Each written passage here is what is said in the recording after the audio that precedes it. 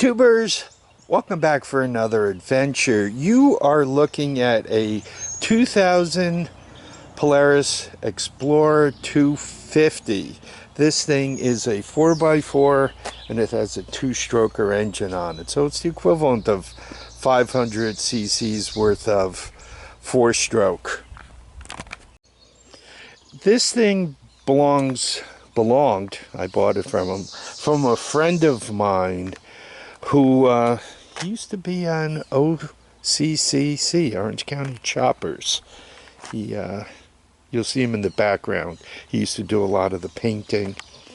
Anyway, he bought this thing as a basket case from the original owner, and he put it back together and got it running. I have the paperwork from the original owner, right, in the dealer thing. So I got that. It got a new starter. It got these parts here. It had a new top end on it. It's got a what's that, a Wisco piston. This is the old piston. It really doesn't look too bad. It's got a couple of abrasions on it, right? It doesn't look like it was cleaned up. I'm not sure why they took it apart or what they did, but the guy who did the work on it is a real mechanic.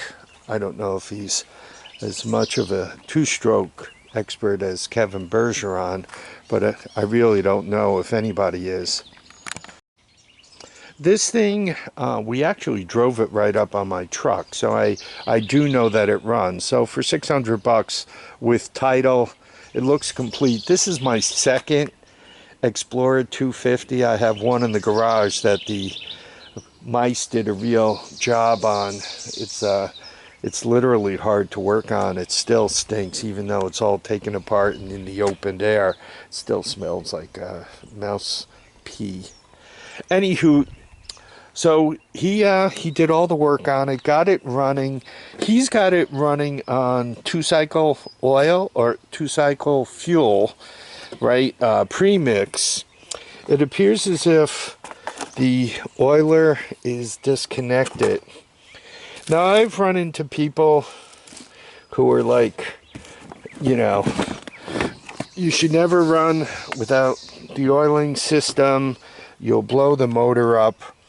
And then I have other people who say, I always disable the oiling system and do my own mix.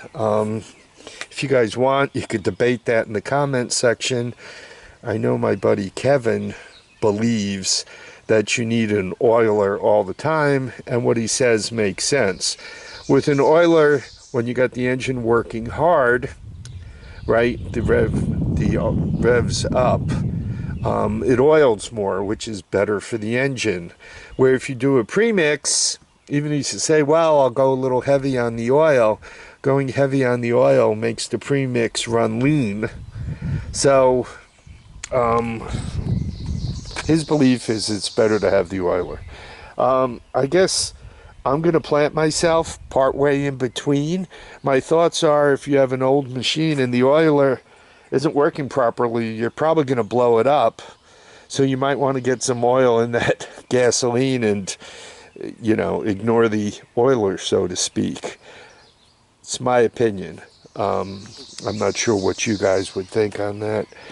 Anyway, he did redo the carburetor, and other than deleting the oiler, it seems to need a battery. He's got it running without the battery, and supposedly it'll start right up and we'll be able to take it for a little bit of a ride. I do want to get some air in the tires. It's been sitting now for a couple of weeks. Tires aren't horrible, but being a four-wheel drive, it'll be a pig to ride if one of the tires is a little low. So let me get the tires aired up and let me get my act together, and we'll get this thing out for a ride. By the way, once again, $600 for a newly redone engine, all the parts he put in, a real mechanic worked on it. It's got famous lineage, right? One of the guy who worked on it from OCC. And I got the title and all. I think it was a good deal. I'm the third owner on it. So anyway, let's get it ready for a ride. I just dumped 10 bucks worth of premix into it. Right, I want to make sure I don't have to walk back home. This is the first time I ever started this thing. When he was starting it, it fired right up. So, my buddy's a good sized guy. Turn the fuel on. Done. Turn the choke on. Turn the key on.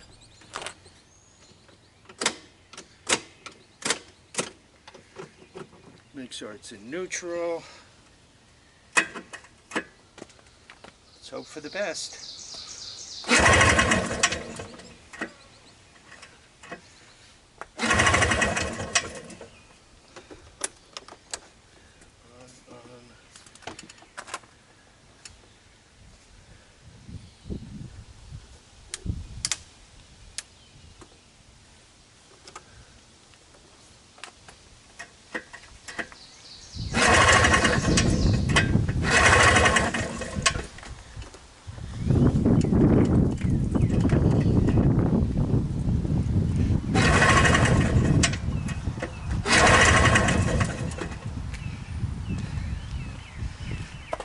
I might be at this for a while.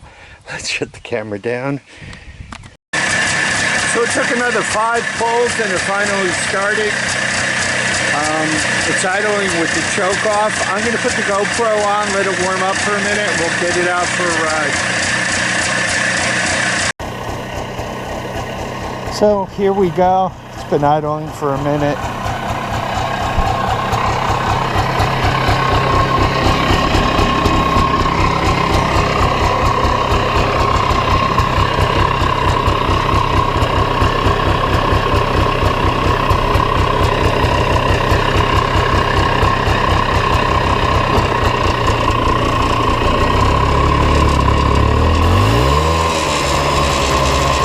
So I have it in low. Boy, it is noisy.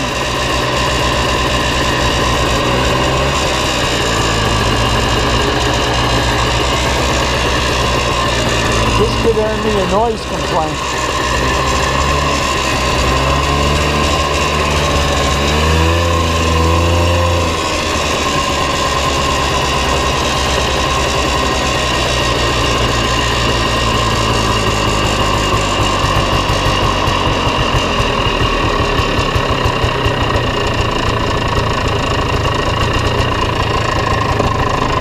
Let's go for a high.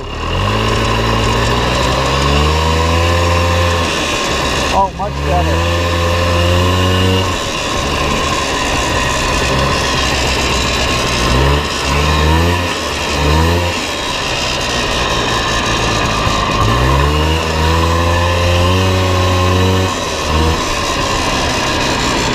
Wow.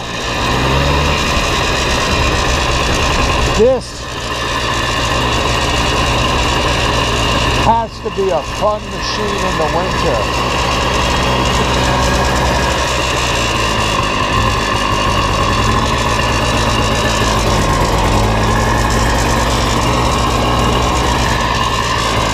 Yeah, we got a bunch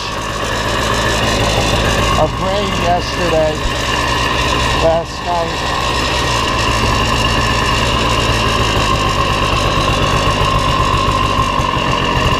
I don't see a button for four-wheel drive, so I'm going to assume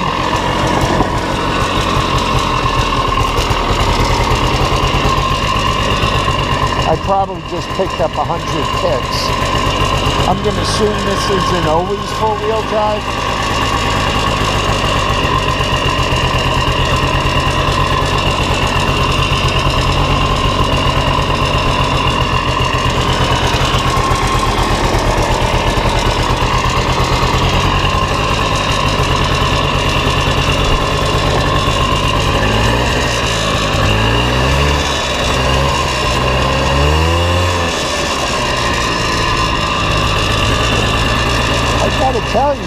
able to go?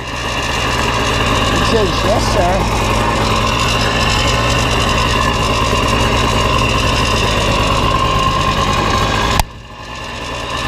I gotta get back here and clip some more. I guess.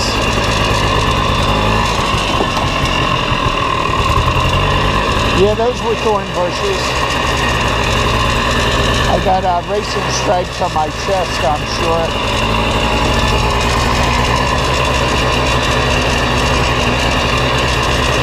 Boy, this is a noisy son of a gun.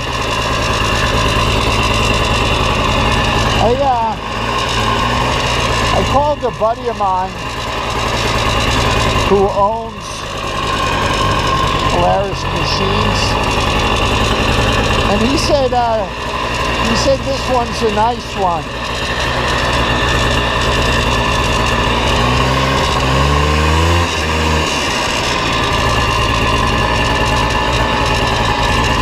I imagine one could really get this thing whipping about. I mean, Donut City.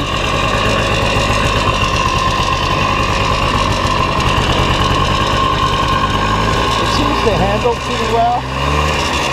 As a matter of fact, for a four-wheel drive, it seems to do pretty tight on the turns, which is good.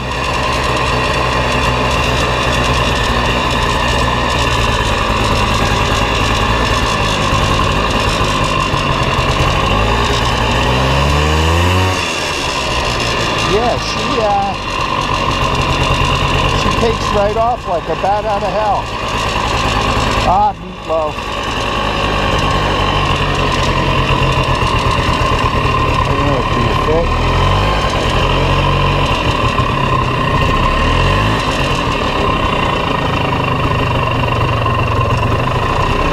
Yeah, she idles down nice, doesn't stall. I'm happy with it. I don't know what you guys think. Yeah, I don't see a four-wheel drive on and off. Oh, that's what this does. But you know what? Without a battery, it might not. Right? I got no lights here or anything. I guess that's it. Wow, the brakes work. That's a concept I'm going to have to get used to. All right, folks, I want to thank you all for dropping by to watch and comment. Subscribe. Please remember, feet down, heads up, get out there and have a whole load of fun. You don't know how many days you're getting, so don't let any get by. Bye now.